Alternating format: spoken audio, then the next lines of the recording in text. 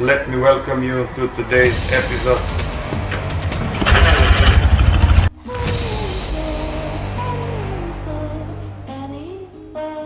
...650cc bike,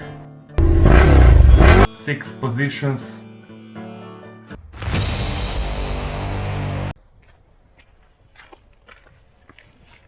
Hi guys, this is RRR Refuel Ride Race channel, and this is the first test drive in 2022. This time we will drive Opel Insignia. This is my own car, and like always, it's gonna be a very honest test drive. This is a 2000cc CDTI version, diesel version of Insignia, and it's a restyled version. The year of production of this car, it's 2016, the 6th month, and it has 84,000 kilometers. Let's go do firstly the walk around and comment a bit the exterior, then we go to the interior, to some technical data, and finally driving.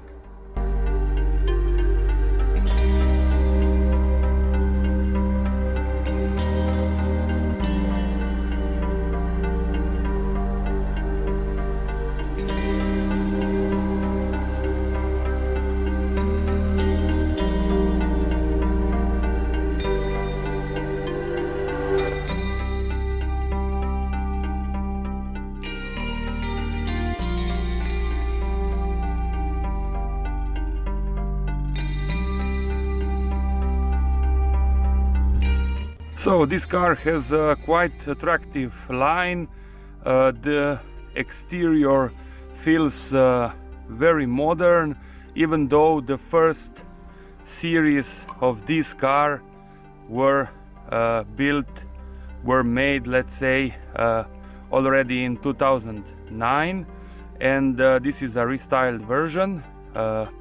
It is very elegant, and the line of this car, it's pretty low if we consider the fact that here it goes very straight down. So some that are bigger, or let's say higher, would have some problems sitting on the back seats, if we consider that they are higher than 1.85 m or 6'1".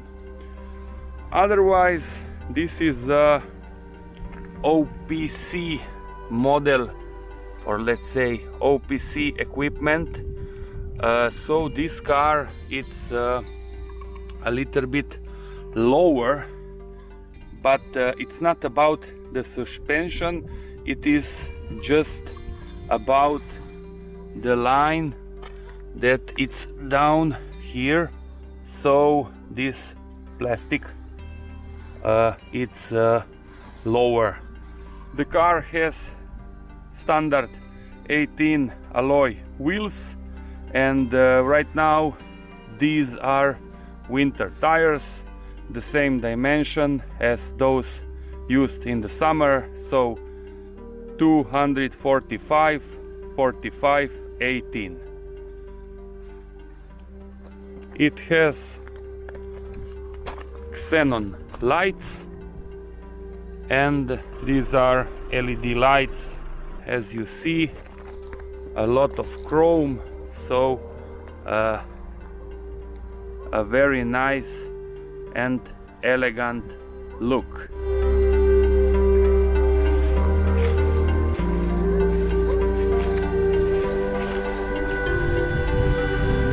Chrome goes also around the windows, and this is a 5-door version of the car, so it has a trunk that it's usable also for bigger objects like a smaller washing machine or other luggage. So the trunk, it's 510 30 liters big, and as you see here, you can also put this part down and insert the ski, the pair of ski, or something like this. So the rear seats can be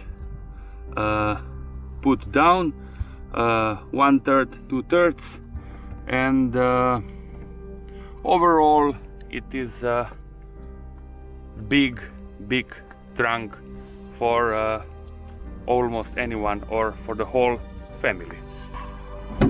Let's go to the interior. The interior, it's in the Sahara Desert leather color in combination with the dark gray, so it is a nice combination. But we have to mention that this kind of leather, so the beige leather, it becomes very easily dirty. So as you see, the doors, the door panels are also covered with this, let's say, industrial leather.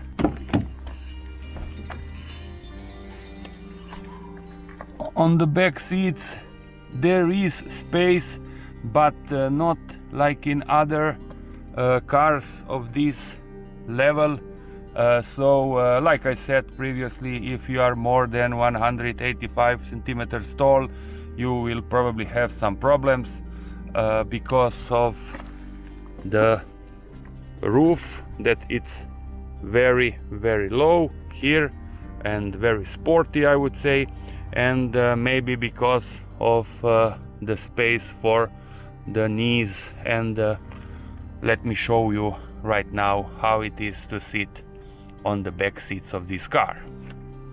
I am 185 centimeters tall, and as you see here, I touch the front driver's seat. It is just too tight for me. Persons that are under 185 centimeters would sit very well. The back seats are also equipped with the armrest here, and here you have the possibility for 2 bottles and some documents or some small objects that can be put here inside. Anyway, it seems very well made, and the seats are comfortable.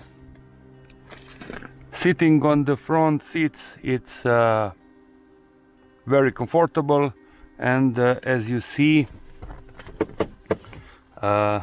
these are sport seats that are well made and have also this extension for your legs.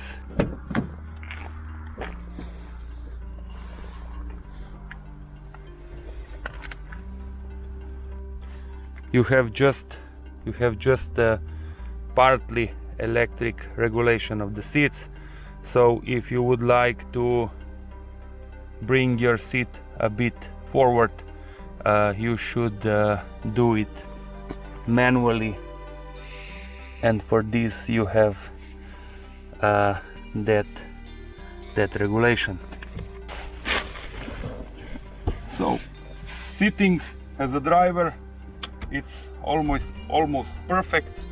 Your hands can feel the steering wheel very well. You have enough space. The seat is adjustable and you can put it higher or lower.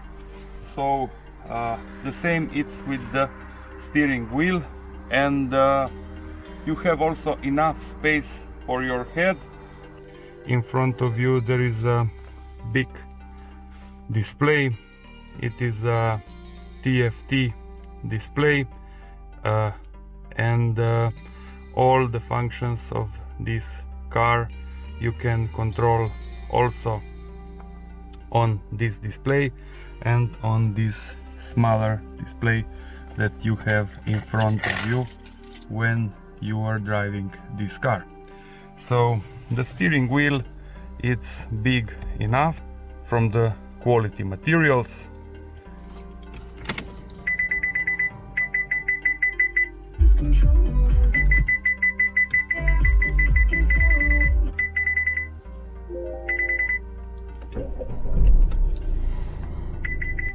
Let me turn off the parking sensors because they are pretty annoying, and it may be that you feel that there is a lot of buttons here and on the left side, but you can quickly get used to these buttons, because on the left side you have just some functions like adaptive cruise control and voice commands. On the right side you have the buttons to go through the menu and to change the radio stations and turn up or down the volume of the audio. I think that it's well worth mentioning that this car it's almost full optional, and it's only without the head-up display that should be here, and without the ventilated seats, I mean the front seats, and without the heated rear seats, but it has Bose sound system. This one is worth mentioning, and it produces really a nice sound. So the front console, it's very clear. Here you have the climate system that it's divided, so you have left and right part of the climate system or air conditioning, and these commands for the air are here, so you can turn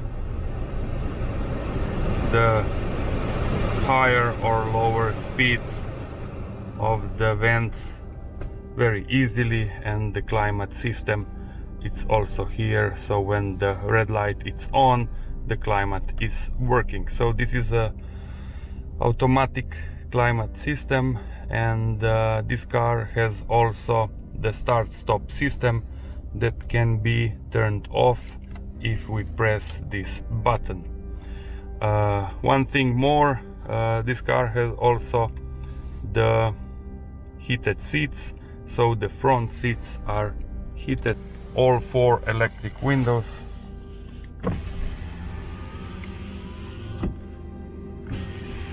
With the automatic function, and also the mirrors here are electric. This is the TC, traction control, and this is for the lane, so this is lane assist. Automatic handbrake, obvious servo system,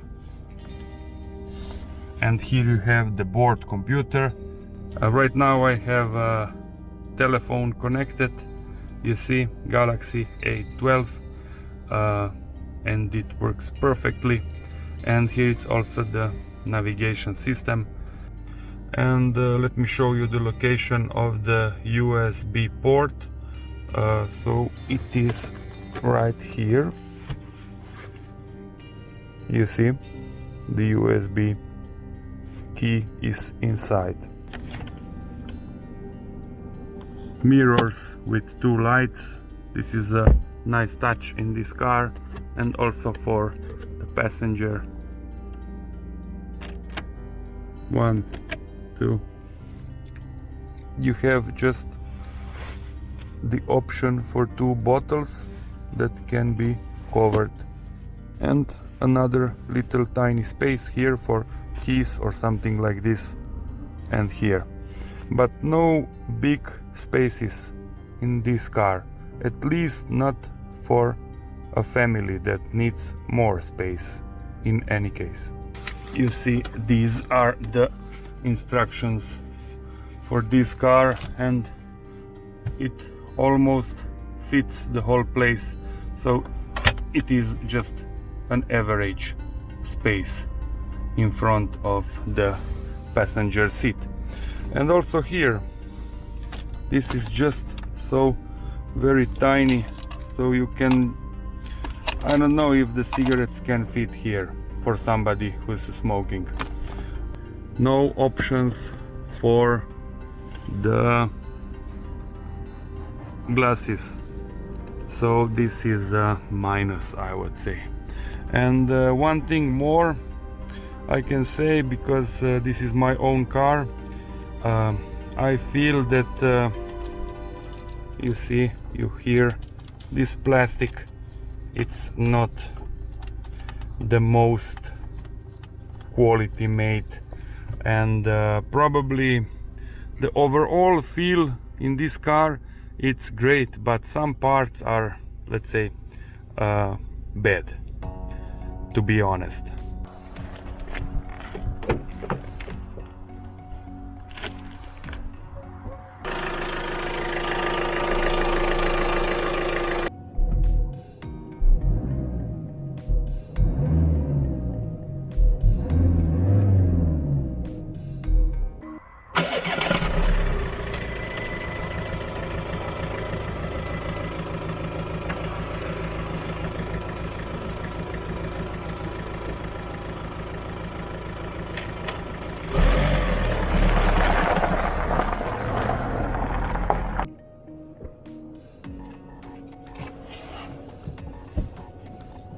Okay guys, it is time to go and drive.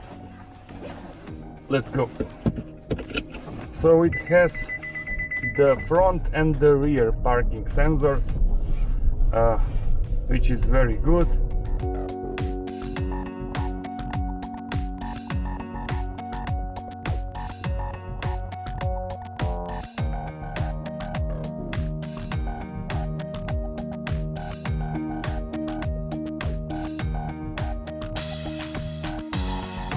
The front lights are automatic, so when you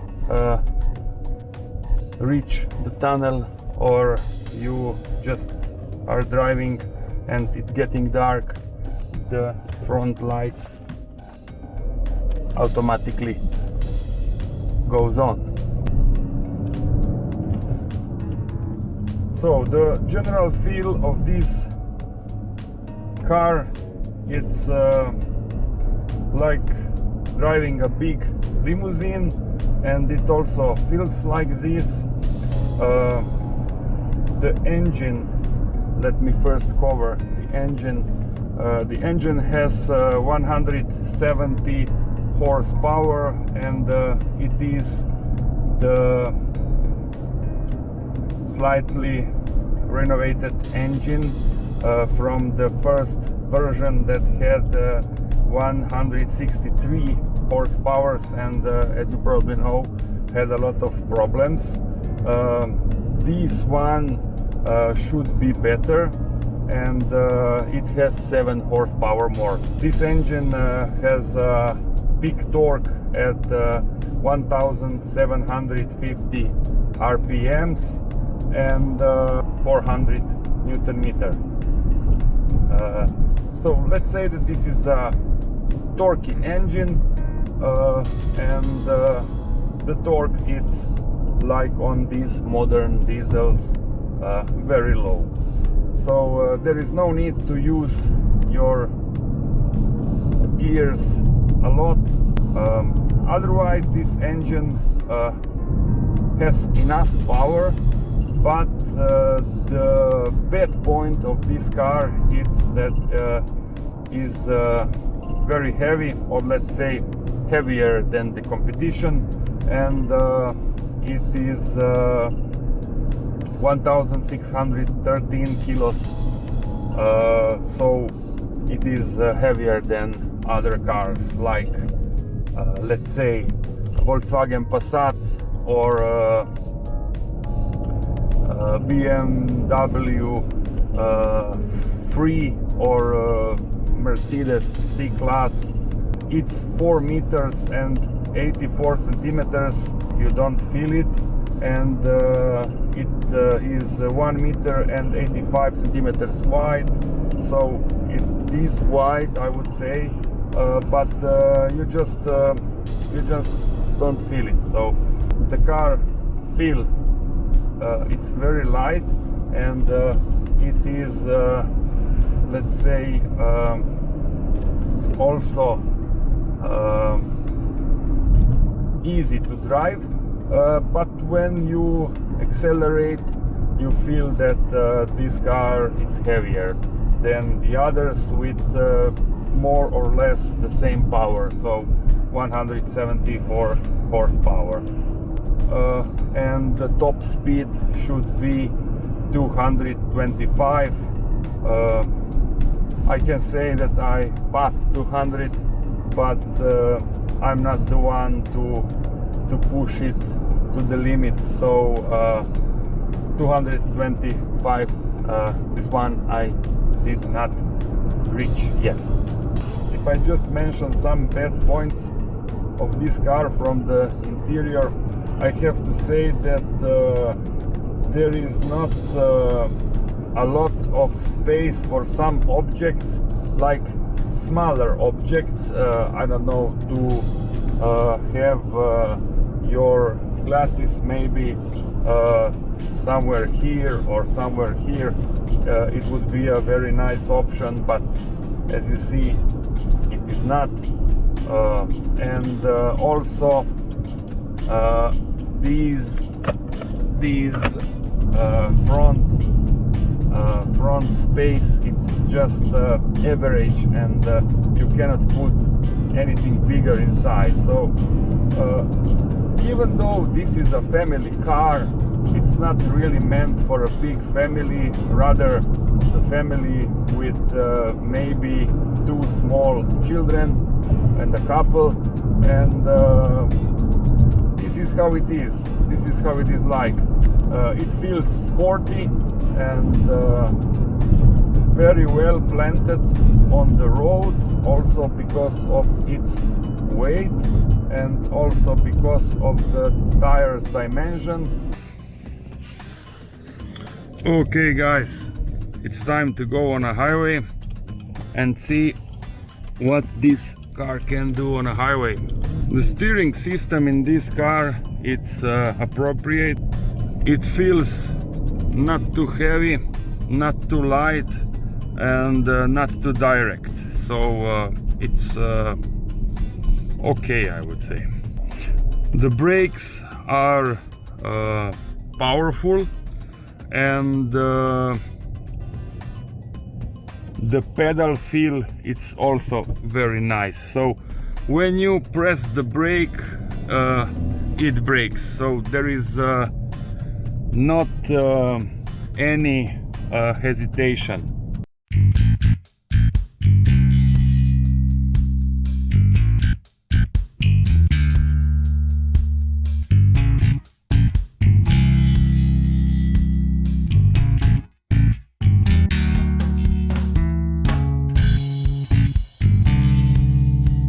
As you see, there is enough power for any kind of overtaking, and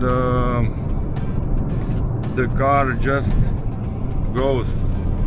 So right now we have 2000.5 RPM. You press the throttle and it goes.